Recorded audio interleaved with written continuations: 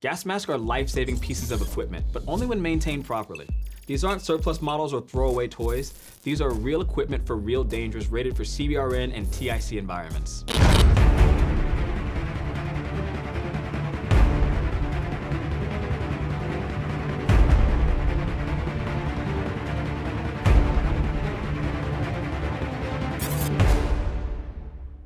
Hey guys, this is Jordan with MIRA Safety, and today we're going over the essentials of maintaining your gas mask, and that's inspection, cleaning, and storage. So why does gas mask maintenance matter? Sweat, skin oil, residue, contaminants can all factor into slowly deteriorating the gas mask if not maintained properly. Most gas mask failures aren't dramatic, but small. Trapped moisture, cracked seals, worn out gaskets, dirt trapped in areas that are compromising the seal, all of these things can factor into why a gas mask fails at a critical moment. MIRA Safety gas masks are built for long storage life when maintained properly, away from direct sunlight, in temperature-controlled environments, and making sure that there's no excess moisture in the area. When these instructions are followed, you'll get a very long use case life out of each of our MIRA Safety masks.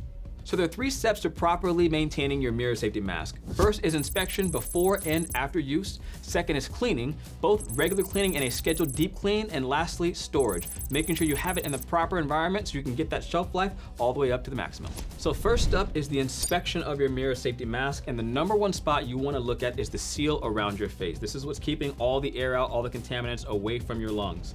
Now, as you see here, we have the seal, so I'm just going to go ahead and pull this mask strap up and around just so that you guys can see it clearly here. So as you can see here, you have the seal on the mask. This is this portion that runs the entire circumference of the mask, goes around your face, your chin, your cheek, your temples.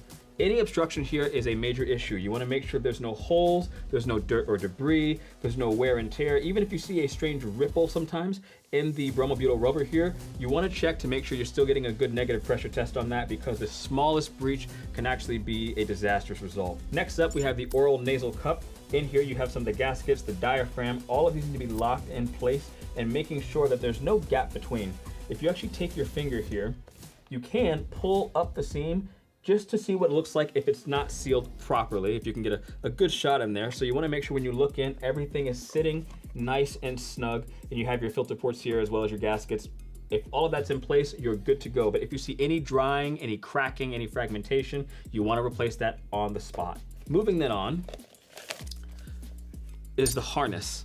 This is something you need to check, and it's often overlooked, we see, by a lot of users. This is a critical point. You gotta check for frays and tears inside the harness, because over time, these can slowly grow, and if you don't address it, as you're getting that really tight pull on your harness, it eventually can snap, and even just one of these breaking free can be catastrophic when you need your PPE gear the most. And last, we have, of course, the visor. You want to check the seal around the visor, how it connects to the actual face piece, making sure there's no chips, there's no cracks, and of course, there is no perforations or holes in it. Anything that you see on this needs to be handled and addressed pretty much on the spot, because again, cracks don't stay that way, they tend to spread, and anything that you don't address while in the field often has the chance to grow beyond a point of return. So make sure you're testing this and checking it before and after every single use. So phase 2 of the gas mask maintenance process is cleaning. Now, a lot of people think it's a lot more complicated than it is, when in reality, soap and water actually go a very long way. So here's what you want to do. First and foremost, you want to take apart the mask, pulling out the oral nasal cups, some of the filters, the diaphragm, the gaskets, and making sure all of those parts are available to be cleaned properly. Use your soap and water and scrub thoroughly each component of the mask. Then you're going to want to towel dry and make sure that everything is completely free of moisture. Now, a quick note about the cleaning process. Soap and water is great, but please avoid using harsh chemicals. If you want to do a full decon, please check out a video with Decon George about decon wipes and decon powder that is great for handling a very, very high level decontamination protocol. But for this, a basic cleaning, again, soap and water works great. After you have the mask picked apart and you've got all the pieces cleaned separately, you want to reassemble the mask after everything's been towel dried and then leave it to sit and air dry. It's important that when your mask is drying out, you make sure that there's no excess moisture trapped in some of the rubber folds here. As you can see, there's pretty deep in there. You want to make sure that all of this is holding no moisture, because moisture over time when sitting in your mask, if you store it that way, can cause damage. And remember, if you're not comfortable taking apart your mask and reassembling it, that's okay. Call a PPE professional and have that service done for you to make sure it's done right every time. Once it's cleaned, towel dried, and then thoroughly air dried. Now we can move on into storage. There's a couple of things you need to keep in mind when you are storing this properly. First up is temperature control. You want to avoid fluctuating temperatures. I, for example, used to live in the Midwest where it would be 110 degrees in the summer and -20 in the winter. If I put this out in my garage that was not insulated, that extreme temperature change over time would really begin to degrade at the seals, at the gaskets, and at the rubber of the mask. So make sure you have a nice, cool place to store your equipment that is temperature controlled.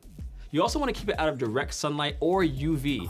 UV can actually crack and dry out the gaskets and the seals and cause long-term damage. And the last thing you want to be mindful of is moisture. The place that you're storing it does need to be dry. Again, sometimes even a hot attic in the summer can begin to collect moisture, or any place out in the shed, that can also build up in the mask. And again, moisture damage is a very real thing that can compromise the seal, among other things. We also recommend that you do not keep it in places like the back of your car or, again, your garage. This is for long-term storage. If you're planning to deploy it very quickly, your trunk is just fine. But if it's going to be in long-term storage, don't keep it in your car. It's not regulated. It's gonna get hot, it's gonna get cold, and over time that will affect the material on the mask. We do also recommend that if you don't have any place to store it, you get yourself a gas mask bag. When things go into storage, oftentimes they jostle around, but this bag is just great added protection for whenever this is gonna be put away before its next use. So these are a couple of reminders of what not to do when cleaning your mask. I think the first and most important one is don't assume just because it is unused that it's ready. You need to inspect masks even when they're fresh out of the box. In general, you're gonna be trusting your lives to these things, so treat it like it. Also, when cleaning the mask, make sure you don't reassemble the mask when it is wet. Make sure all the components are completely dry before putting your mask back together. And if you're not comfortable putting your mask back together, find a PPE expert and see if they will do that service for you.